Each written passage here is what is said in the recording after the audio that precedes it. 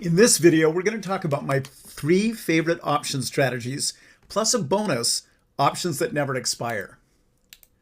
So if you want to make money trading options, don't do what everyone else does. And if you've talked to people, if you've traded a little bit on your own and tried options, a lot of the time, because of the volatility, because things can change so fast, it's actually pretty easy to lose money. So I did this AI search, and you could do the same thing if you want.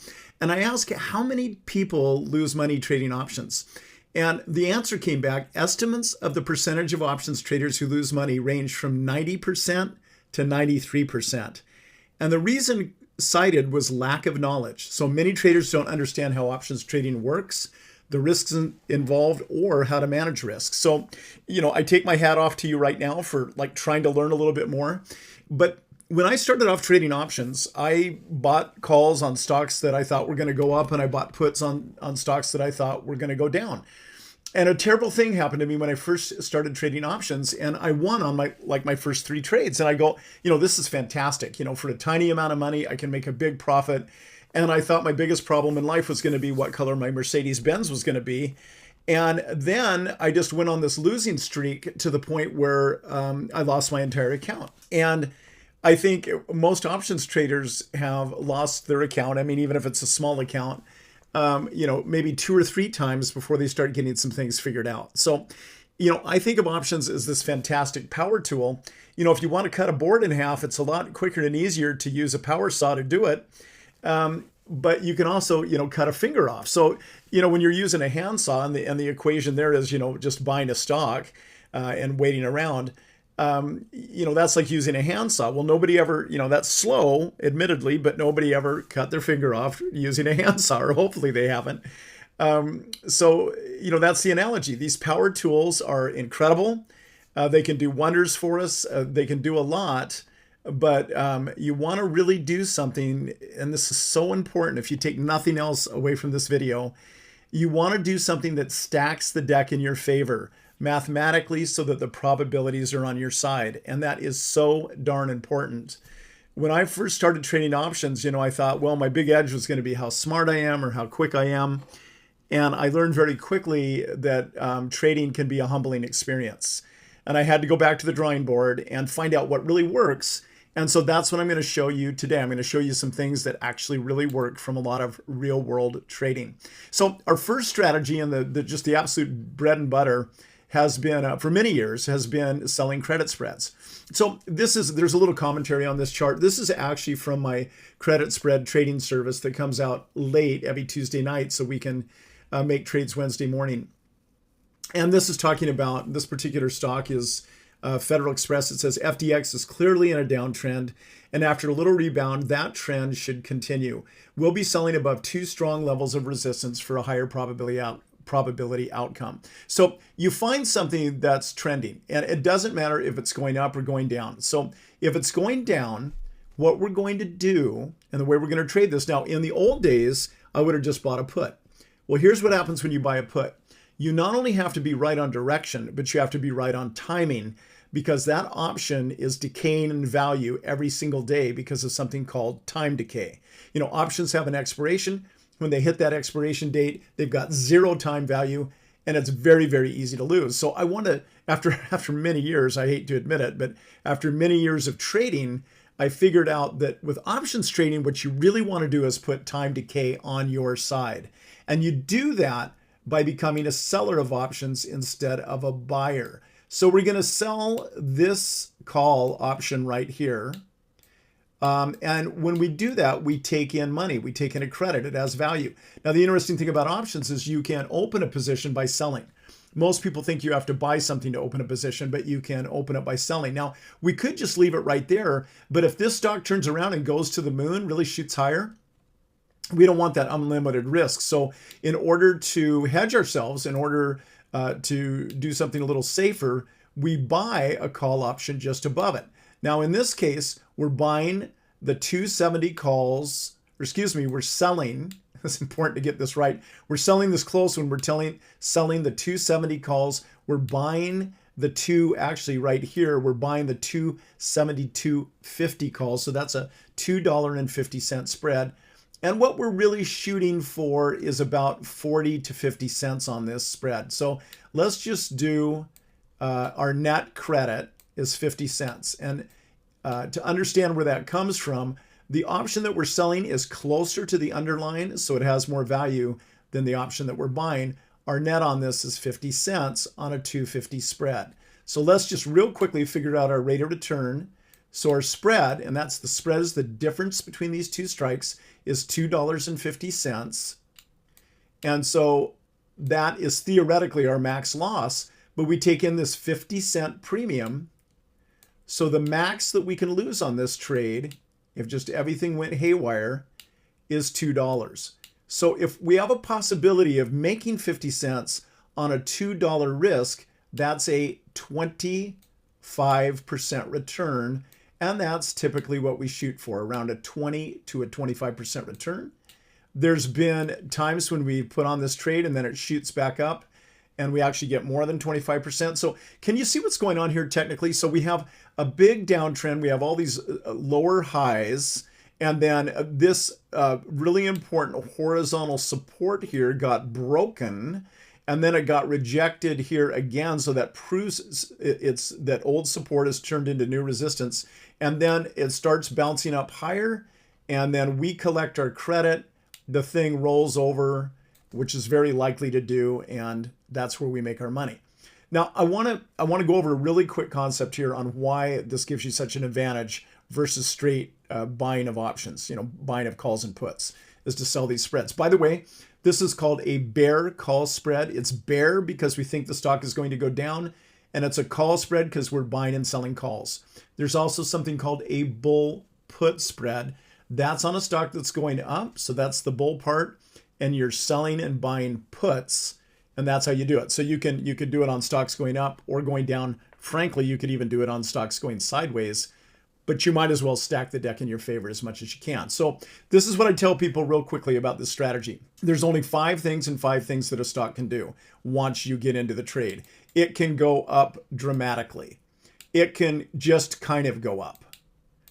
It can go sideways. It can drift lower, and then it can drop like a rock. Okay, those are the 5 scenarios.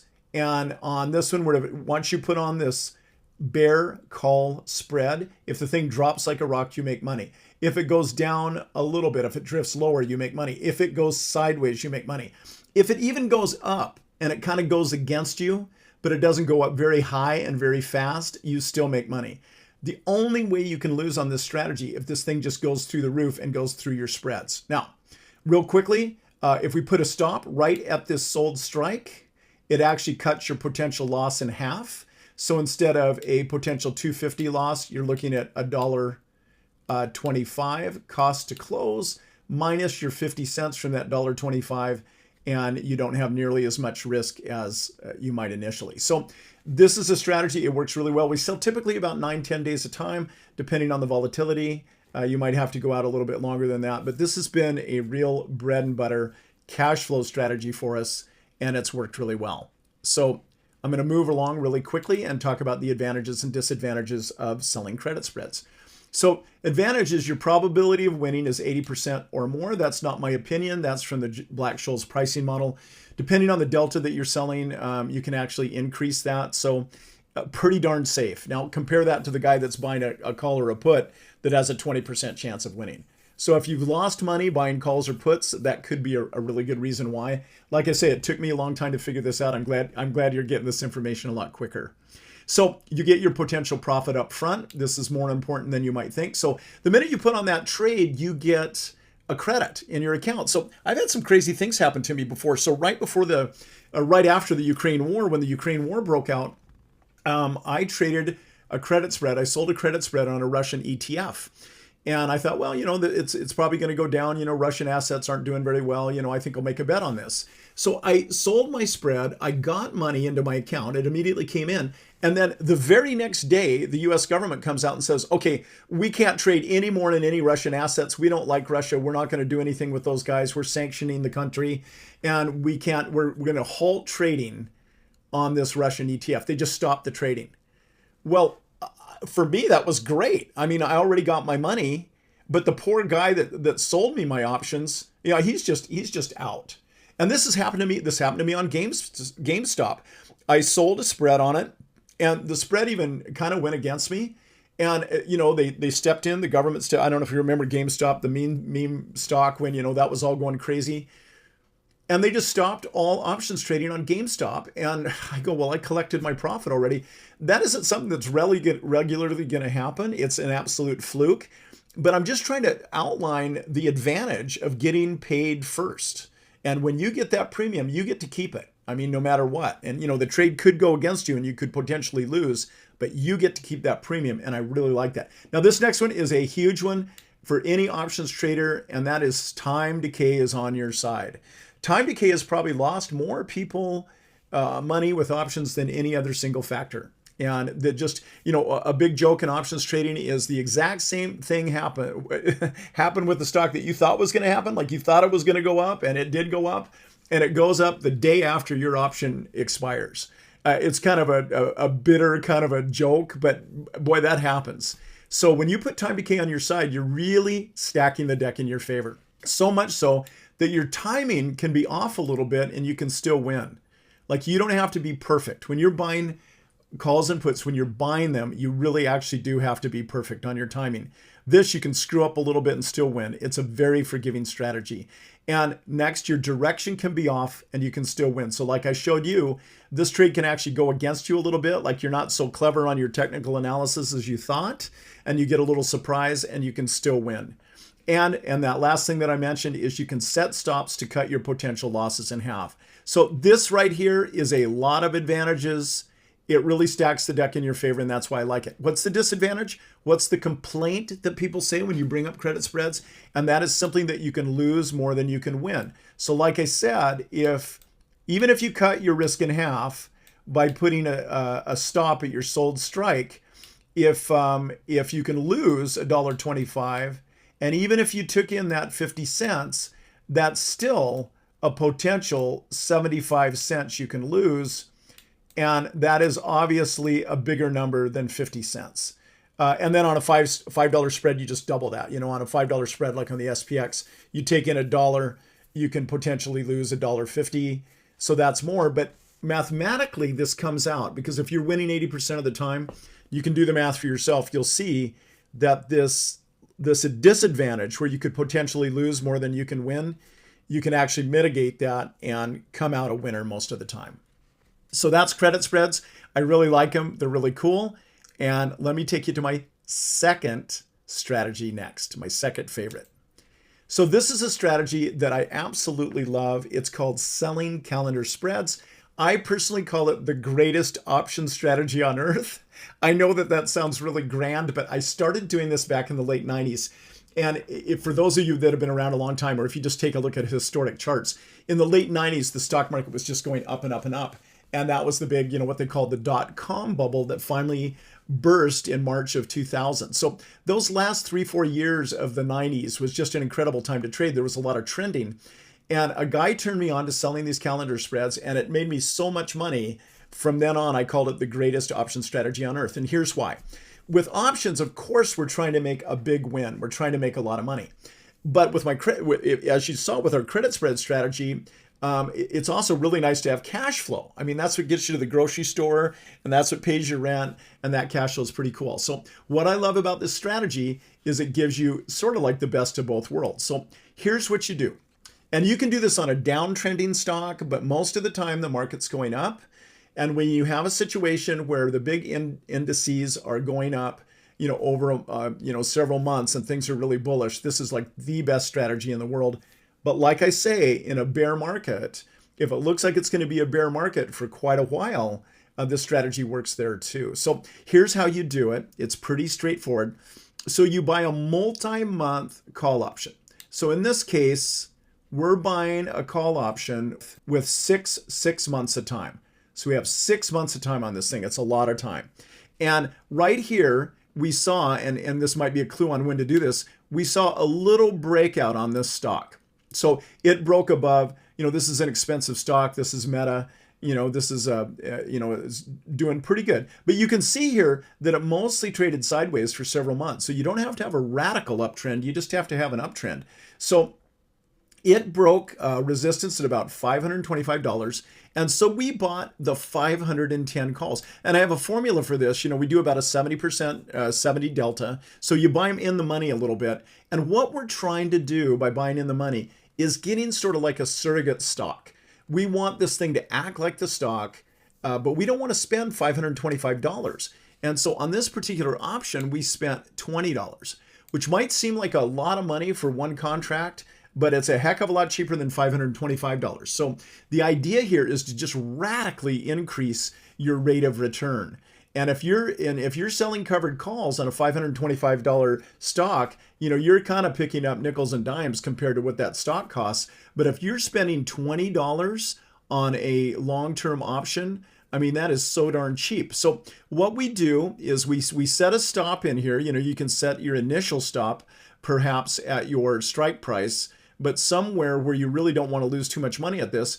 Fortunately, with this breakout, the stock went up, and I'm gonna show you a little trick here that works really well. So right underneath here is the MACD. So that's the moving average convergence divergence. A lot of you have heard of it. It's one of the most common technical analysis tools that there is. Down below here, if you're wondering what this blue line is, this is on balance volume. So is most of the volume on the buy side or the sell side?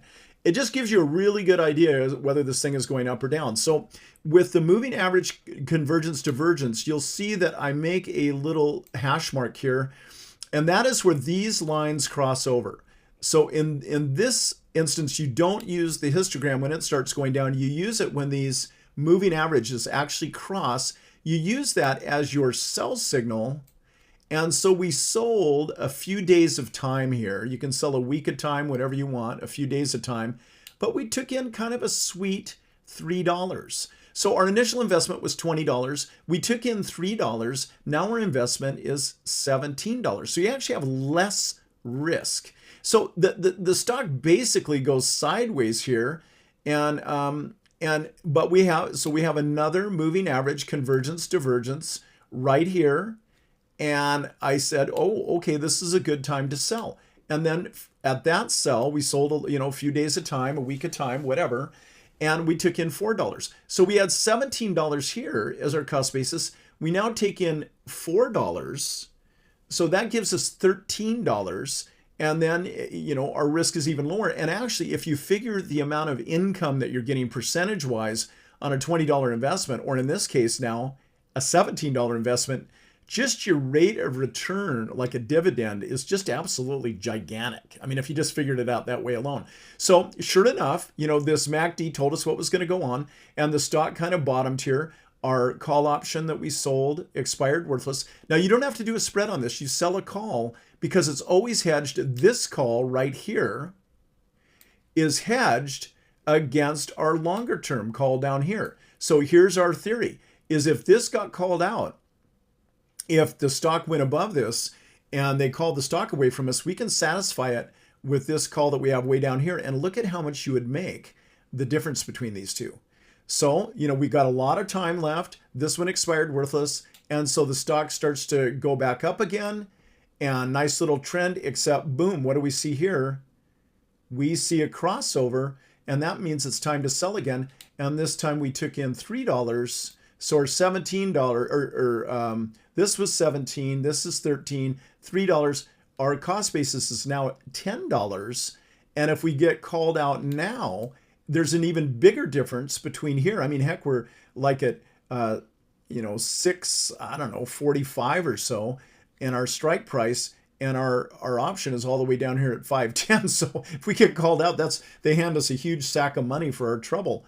And then it goes down, this expires, worthless, it pops back up again, and sure enough, we have another crossover right here. We sell our option, we get $2 this time. It drops down, this expires, worthless. The stock really takes off. Didn't need to do that, but we didn't sell anything as long as it's just sky and higher. But as soon as that thing looks like it's going to turn around, as soon as it crosses over, sure enough, we go out of the money a little bit and we sell another call option. And then we kind of run out of time. Our 6 months is up. So the gig is up here. And we could also, instead of selling this call option, if it's this close to expiration, we could have just closed the position at a huge profit. But look what happened here. So our initial investment was $20. We took in $16 in credits, in income. So now we have a $4 cost basis. This is all this 510 strike cost us. And the difference between our strike at 510 and where the stock's going, like $673 right up here, is about $163. So that $163 is your pot of gold at the end of the rainbow. And that's if you just, got out of the thing. But, you can actually close this trade anytime you want. Like if it's up here and it's peaking and you see that it's rolling over, you can actually not sell anything. You can just not sell a new call option, but you can decide, okay, well, this looks like it's rolling over. I'm just going to sell my 510 calls for, my gosh, this thing is, $740 or something. You just make a fortune. Now, Meta, yes, an extreme example. I mean, the stock went up quite a bit. This last little run here was just huge. But this works on any uptrending stock. Obviously, a cheaper stock is going to provide cheaper long call options. It's also going to get you less money when you sell the call. So it's all relative. When I first introduced this strategy back in the late 90s, I used a monopoly board because when you're buying Boardwalk and Park Place, it's just like you're buying Meta. Your initial entry price is greater, but when you sell the calls against it, that's a lot bigger too. If you don't have enough money to buy Boardwalk or Park Place, you can buy a stock that's $30 or $40 and it looks like it's on a good solid uptrend. That way your entry price will be really low. And you'll be able to afford that. The point is, with this strategy, you have the best of both worlds. You have the potential of making a huge amount of money at the end of the thing, and you have all this great income along the way that provides money coming into your account, plus it lowers your cost basis and lowers your risk. So let's just talk about risk one more time here. So it's really important that you put a stop in here when you initially buy this long option, because we can all be wrong. So maybe this is a false breakout and the stock just turned around and went right back down. So you want to stop in here to limit your losses. But there's another place to put stops. As this stock starts rising, you can say, oh, okay, so this seems to be support, and maybe I'll put a stop down here. And if you would have done that, maybe you would have gotten stopped out here, and that's still okay because you still would have made money on this trade. The point is as the stock goes up, you start raising your stops, and maybe you keep raising them, and so that when this thing goes down, you actually sell out of your position. But the point is, and this is really, really important, the most risk you'll ever have in this trade is right here at the very beginning of it, if this thing were to reverse and hit your stop. Because once it goes all the way up here and you sell a call, and if you were to raise your stop up here somewhere, even if you get stopped out with this reducing your cost basis and getting stopped out at a higher price, you're not going to lose money. So this is honest to goodness. I mean, if you want to do something that could potentially get you retired, I think this greatest option strategy on earth is like one of the best. The reason I don't do them as much in my subscriber service anymore is because if you get multiples of these going on, you have to follow them all the way through for the 6 months. So if you have 5, 6, 7 going on, it becomes overwhelming to track them. But for the service, I might have one going on periodically when I see a really nice trend. But in trending markets and in a trending stock, I mean, I almost can't even think of a better way to make money.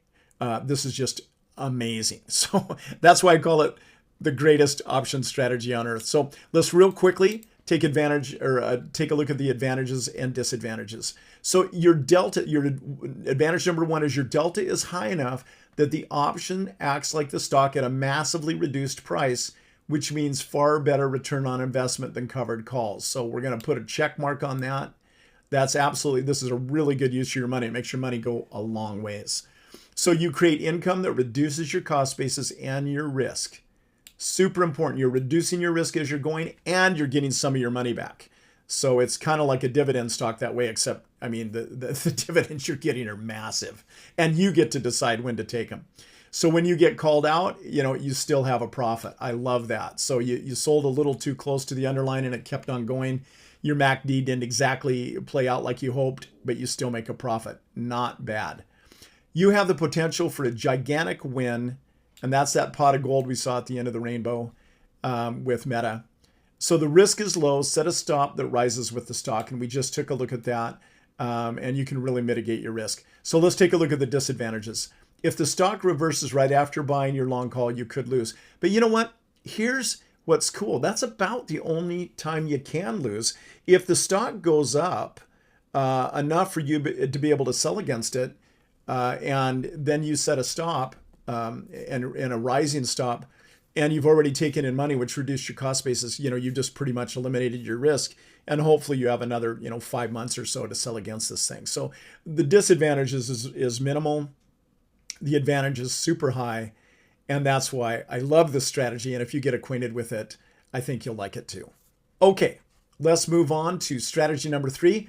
This has gotten popular lately, but there's a right way and a wrong way to do it. So this is selling 0 days to expiration spreads. So they call those 0 DTE spreads. So most people will buy like a strangle or a straddle, where they'll buy a call and a put on the same stock on the last day of expiration, and they try and make money that way. Once again, time decay is never a bigger factor than on the last day of expiration. I mean, you can actually watch the time value of an option decline hour to hour on the last day when it's getting ready to expire. So what we do is we take all those benefits of our credit spread strategy and we apply those to the last trading day of expiration. Now, what I like to trade on 0 DTE options is the SPX, and here's why. We have a expiration on Monday. We have an expiration on Wednesday. We have an expiration on Friday. And if you had a really great way to make money, would you rather be able to only do that on Fridays, or would you would like to be able to do that, 3 days a week? So here's some examples, and we have some formulas for this. We only sell like a 15 or a 20 delta, so we have like an 80 to 85% chance of winning. We do a condor, so we do both sides, and that allows us to sell further away from the underline and still collect our minimum amount of money. So on a $5 spread on the SPX, we're looking for $1 in total. So we might take in 40 cents on one side, 60 cents on the other, or 50 cents and 50 cents, whatever it is. But we're looking for around $1. And the volatility will determine that, and the implied volatility determines what those options are worth. So as you can see, we did this one here. It bounced around a little bit. Sometimes it gets pegged at a strike on the last day, and it just goes sideways. So this one we made money. This one we made money. This one we made money. This one, it went up a little bit, but our spread was what? It was never even threatened. Okay, and then you come to a day like today. So it opens up. Or not like today, but this day right here. And it opens up down massively, goes sideways a little bit, and then just falls through the floor. So our call spread is going to be fine. We make money on that. That's no problem. But on the put side, look at what happened. Before the end of the day, it just plunged through the put side, and we made, and we took a loss on that. So once again, now if you don't have stops on here, and we actually don't use stops on the last day because we've experimented. Sometimes we use stops, but essentially the bid-ask spreads get really wide and it's very expensive. On something like the SPX where it's just cat settled, it's kind of efficient. They just either, the money is in they leave it in your account or they take it out of your account. So in this one, there's a loss, and this would have ended up being on a $5 spread. It would have been, if we took in $1 on this whole thing and this loss went through, that would be a $4 loss in total. So you can see if we're making $1 on each trade, would take 4 trades to overcome that. But here's the thing. We're working and we're learning about this, and we're learning that if there's huge volatility right at the beginning of the day, it's going to be an absolute crazy day. What we're learning is we just don't trade that day. Now, listen, we've got 3 expirations every single week. We've got Monday, Wednesday, and Friday. We can afford to miss a day, especially if it's looking insane like here. If this is the way it opens, and so we also don't open right at the very beginning. We wait an hour, hour and a half, 2.5 hours before we initiate our trade, because we want to see what the volatility is like. So if we have this kind of volatility, or if you see this kind of volatility right off the bat, you step aside. That's a crazy day. This over here, not a crazy day. This over here, not even this. This popping up higher, not a crazy day. This is obviously not a crazy day. That is too crazy to trade. So when you see volatility right off the get-go, it's not good. So you step aside. So we don't want to do crazy. Okay, so as you can see, the SPX adjusts downwards, comes up, and here's one where it popped up a little bit, kind of went sideways. So by the time we looked at this, it didn't look like a lot of volatility. This looked like a good time to trade. So we initiated the trade, and then the thing drops like a rock. And then once again, at one point during the day, it went down through our spread. But because we didn't have stops on it, we're not doing stops here, this thing recovers, and it actually turned into a profitable day because you can see that this thing closed above our put spread. And that often happens. So I've noticed that when things go up a lot, towards the end of the day, they'll sometimes reverse. Like, so traders are selling to take in their profits. And when they go down a lot, they do the same thing. That's what happened here. So on this last day here, it went down a lot. And then at the very end, people are covering their shorts or whatever they do to lock in their winnings. And the thing pops up, it reverses, and we actually made money on this. So this is something you have to be kind of precise on. I don't know if everybody's cup of tea because, it's a little bit of a nail biter. But we're looking to actually automate this style of trading because there's some advantages to it. So let's just take a look at those advantages and the disadvantages. So here's the advantages to selling 0 days to expiration spreads. Your time to decay advantage is massive. So your selling time, and that time is going away very quickly. We're not even doing the whole day. We're getting in like a couple hours into the trading day. We want to see that direction. We want to see if there's any big volatility before we get in there. Your probability of winning, just like our other trades, is over 80%. If you're selling a 15-20 delta, that's an 80 to 85% probability of winning. I like that. Your exposure to market news risk is less than 1 day. Something could come out in the middle of the day to change market direction. Like, for example, one of the things that we never do is use this strategy on a Wednesday where the FOMC is making an announcement.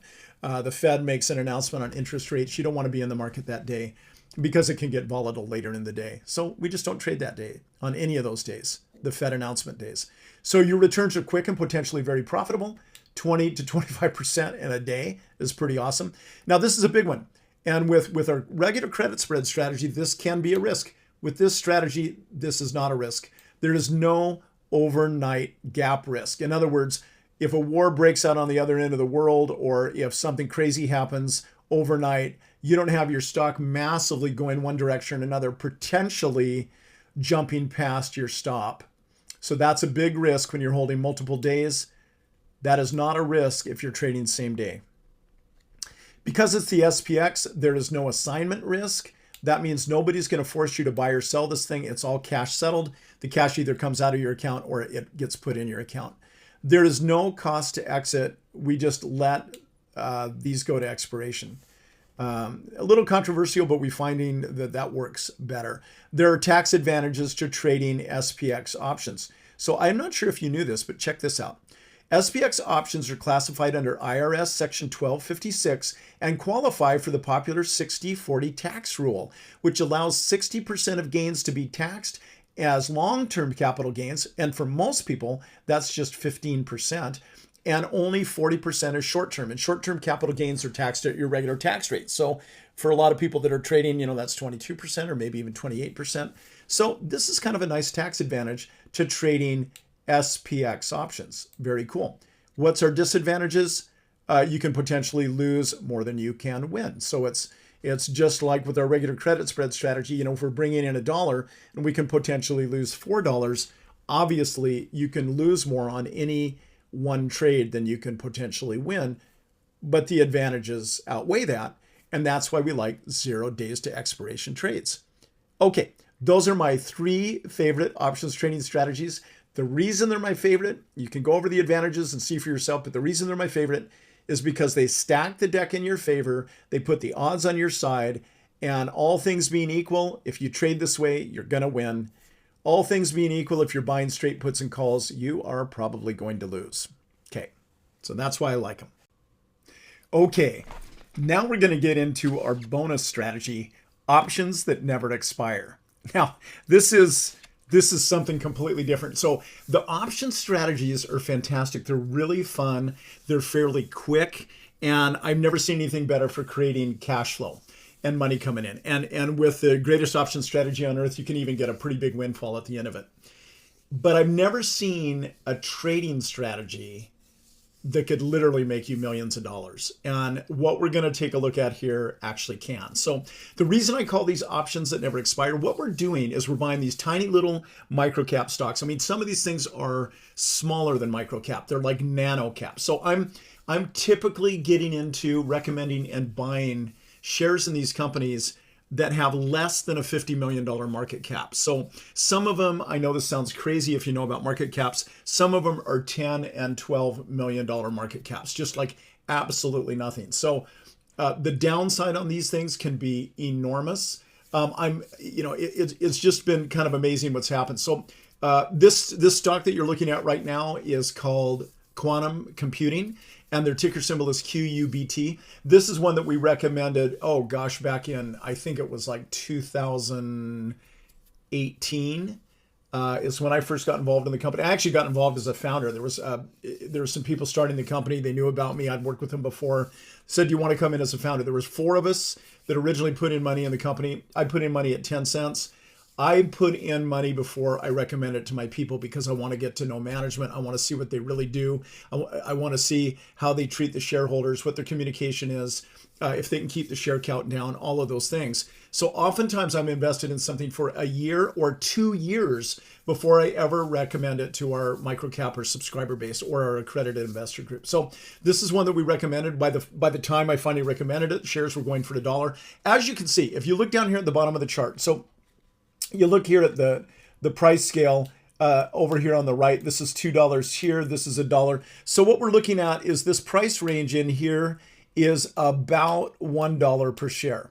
So we got in as accredited investors, a direct private placement into the company. You're going to see why that's kind of an advantage in a moment. But eventually it got to the point where you could buy the shares of this company for $1, or in some cases even less. Now, here's the interesting thing, and this is why it's good that there's no expiration, is a lot of the time, we talk to management, this and that, they have all these big plans, they have all this stuff in the hopper, and they go, oh yeah, 2 years max, hold time, that's what it's going to be. And it turns out to be 4 years or 5 years, or in some cases 6 years. And, people go, well, I don't want to hold that long, that's a long time or whatever. When these things hit, I mean, this is a good example right here. It is like it is raining money. So I'm thinking, what are you doing for the next 4 or 5 years anyway? And if you've got the possibility to make some just absolutely mind-boggling gains. So this is the second time this thing took off. The first time was like back in 2020 or so, like in December. I mean, you can take a look at our chart, but it went up to like 28, 25, 28 bucks a share, somewhere in there. And then it just took off again more recently. So you can see the stock was just around $1 a share. It kind of popped up higher, got my attention. I still had a bunch of shares left over in my account. I sold a bunch of them when the first time it popped up into the 20s, but I ended up with 15,000 shares left. It popped up right here, got my attention, came back down, and then it popped up again. And I said, I've got to get these shares transferred. They're private placement shares, so they're at the transfer agent. I'll teach you all about that. If you don't know about that, it's all really cool how it works. And then you get a hold of it, and there's this process, and you transfer them into your brokerage account. You get a selling window. Well, it took me a few days to do that. Finally got that window okayed, and this thing just took off. So what happened is, the government said something about, the Chinese are more advanced than us in quantum computing. We need to compete. We really need to get this thing on the ball, and there's about 4 really pure play quantum computing stocks out there. Regretti's one, IonQ's one, and quantum computing. And so all of these stocks just shot through the roof. So we have day one right here, and you see this big shoot, this huge amount of volume. The stock goes straight up. And then you see a gap from one day to the next, and you have the second day. And I've done this long enough. What I've noticed is it's a 3-day pattern, very typically before the stock is exhausted. So 1 day, 2 day, I'm waiting to pull the trigger. We get into this third day here, and I go, it is time. And this thing got all the way up here to about $27 a share, started backing off. You know, you'll never get top dollar, but I sold I sold 10,000 shares right here around the $23 level. So, you know, 10,000 shares at $23 is a very quick 230,000. And, you know, on this stock way back in the day, you know, I made about 7-8 million on it. And then here I just made a quick 200,000. And the reason I'm showing you this pattern and showing you what's going on here is it's literally like hitting the lottery. So it's just the amount of money you can make. And then when you see these huge spikes higher, you really do want to sell. And one of the mistakes people make is they go, oh gosh, you know, it's already up in the 20s. It's going to go to the 30s, the 40s. No, you get this 3-day run where it really goes parabolic. It goes straight up and you start unloading. You know, Charlie Munger was Warren Buffett's partner for many, many years. He's actually about, I think, 3 years senior to Warren Buffett. He was a great mentor to Warren Buffett. They ended up being partners. These guys are from the Midwest. They're kind of pithy. You know, they're kind of old school. And they had all these different sayings that they would say that I just absolutely loved. And one of them, Charlie Munger said, is when the ducks are quacking, feed them. When the ducks are quacking, feed them. So right in here, this 1, 2, 3 days, the ducks are quacking. People cannot get enough of these shares. They say, give me shares, give me shares, give me shares. When they're doing that, you be the one that's selling. You unload, you feed the ducks, you get rid of your shares. And here's what happens. Most of the time, they come down just about as fast as they went up. So you're going to be glad you sold some shares in the, and I have a whole series that I've done, a whole 10 chapter series on when to buy, when to sell, what to look for, you know, all of those good things. I want to give you an example of what can happen, and it does happen. The only thing is you might have to wait a while. So you don't do this with your grocery money. You know, you do it with money that you can set aside for a while. A lot of the time it takes longer than we think it's going to. That's kind of typical for these deals. But I mean, when it does happen, when they take off, it's just amazing. So let's just take a look at the advantages and disadvantages. So when I say the returns can be mind-boggling, we're talking about 10 times to 100 times on your money. And just to give you another example, the first one of these that we really did was American Battery Technologies that really took off. We got in the teens, you know, like 12, 15 cents. And then the stock dropped down to 3 cents. I was really in close touch with the CEO. I said, why did it drop down? The reasons that he gave me were very temporary. I told my people, I said, back up the truck, buy as many shares as you can. That's what we did. And this stock eventually got up to $4.50. That's I think it's 103 cents to 450 is like 150 times on your money. So that's not what we're going to expect. I mean, if you got 10 times on your money, you'd be happy, but sometimes it's just like way better than that. It's just amazing what can happen. So the returns can be enormous. You can never lose because of expiration. There's no time decay. I love that. A lot of the time, the thing that you think is going to happen, it might happen, but it doesn't happen on your time schedule. And I've just seen that happen with so many things in life. You know, the new house that you're building is supposed to be completed by June and you're making plans to move in and you don't actually move in until September. You know, I mean, it's just it's life. You know, stuff comes up and things change.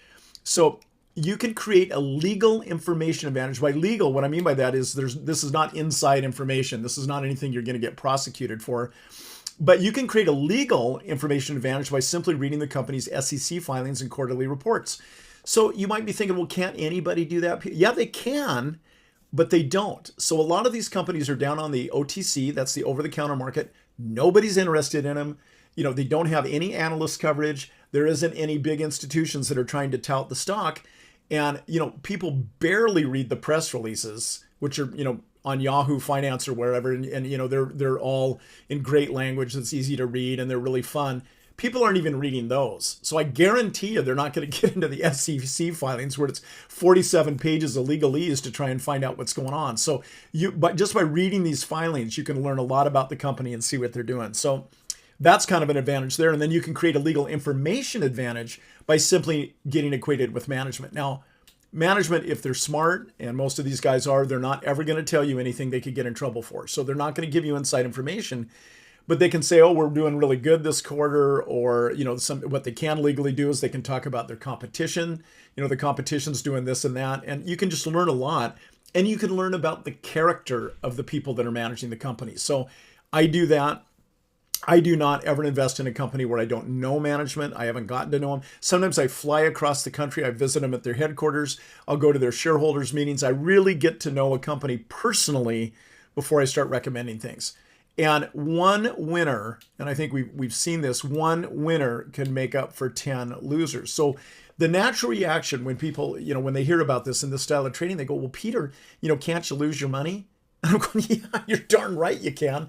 I mean, a lot of these companies don't make it. And, they have this great whiz-bang product and, the management's done this and that, and they all have MBAs and they're all fantastic and everything. And it just looks like, you're really counting your chickens and all of that good stuff. And then for whatever reason, or a series of reasons, they just don't make it. So this is not for the faint of heart, but this is the one strategy out of everything that we do where you can literally make millions of dollars. And a lot of our subscribers have. I've had it. We have these live events, these summit events. I have them in some nice place. And usually after we made some huge win, we can kind of celebrate and decide what we're going to invest in next. And I've had people like scream in my face from a foot away, you made me a millionaire. And I'm going, man, that's good. That's what we're trying to do. So this is something you might not know about. I didn't know about. I couldn't even believe it when I first heard it. This is IRS section 1202. And what it says is direct investing into a company with less than a $50 million market cap and held for 5 years or more can potentially result in up to a $10 million in tax-free profits. And you say, Peter, that sounds crazy. Why would the government let you do that? Well, this is a rule that's been in place for over 20 years now. And it's to get us investors to invest in these small companies that don't really have any other way to raise capital. So it's just a great kind of financial incentive to invest in. And, the small businesses, the innovative businesses, this is where all of these incredible technological innovations come from. And, we talk about the NVIDIA, Apple, Microsoft, those started as tiny little companies, an idea, a spark somewhere, sometimes in a garage somewhere. And, can you imagine, being friends with Bill Gates back in high school and, after high school investing $10,000 into his new startup because you think Bill's a pretty smart guy. He always did really good on all the tests. Can you imagine what would happen? Well, if you do that and the company is really small, 50 million or less in market cap when you put your money in, the IRS rule, look this up, Google it on the internet for yourself, IRS section 1202, it allows you to invest in these little companies for a potentially tax-free profit. That one that I just showed you, quantum computing, I just brought in $230,000 with the click of a mouse. Okay, I've held that one for over 5 years. So my accountant, I'm going to have to educate her a little bit this season and tell her, hey, listen, I know that's a pretty good gain there, but I don't have to pay any taxes on it. Company was tiny when I put the money in. I've held it for 5 years or more and boom, no taxes. Pretty darn cool. Okay, let's take a look at the disadvantages. This is important. You can lose all your money. And with tiny companies, it happens all the time. I don't want to gloss over this. I don't want to be one of these guys that says, oh yeah, well that's, those losers are for the other guy. All of our ones, all of the ones we do win or whatever. That's not the way this works. I mean, you don't get in a position to potentially make 100 to 150 times on your money without taking some risk. And so, like I say, that we all have a different risk tolerance. This is not for the faint of heart. This is not for people that can't lose some money on something and like beat themselves up for the rest of your life. That's not what this is about. And if I recommend 10 different positions, you want to do $10,000 and take a flyer on this, you put 1,000 into each one of the 10. Because if you go, well, that's stupid, I'm just going to put 5,000 each into my top 2 picks and spend my $10,000 that way. Here's a crazy thing, and I know it's weird, but sometimes the company that you have the most faith in making it is the one that goes bankrupt. And the little company that nobody was paying any attention to that thought was the worst pick out of the 10, that's the one that makes it. It's just how the world works. So if you're going to do these, diversify, spread your money out. Don't bet it all on red at the roulette wheel. Spread it out and give yourself a chance. So the 1 or 2 that do make it, I mean, you'll make so much money. It's just, I've never seen anything like this before.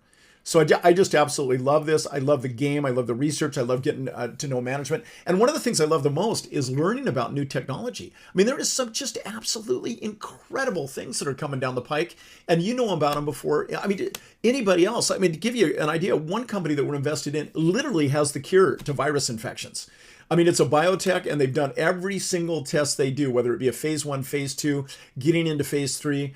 I mean, it's like 100% efficacy. And we're talking about the common cold, the flu. They started trying to do it for the coronavirus, and they figured out with slight modifications, it works for just about any virus. That's viruses that can't be cured, shingles, all of these things. And I'm thinking, not only is this an incredible potential investment, but think about what the amount of suffering it could alleviate in the world. And we've got other things that are just as impactful. And we got another company that's figuring out how to use nuclear waste as nuclear fuel, so we never have a nuclear waste storage problem ever again. We recycle it back through the reactors, existing reactors. This doesn't take some special new reactor. And, you can use nuclear waste as nuclear fuel. I mean, stuff like that just excites me. So this kind of research and this kind of potential and this kind of, the potential to create not just life-changing profits for yourself, but it could be for your entire family. I mean, you can put this stuff in a trust and really, really make a difference in you and your family's lives. So this is super cool. I love it.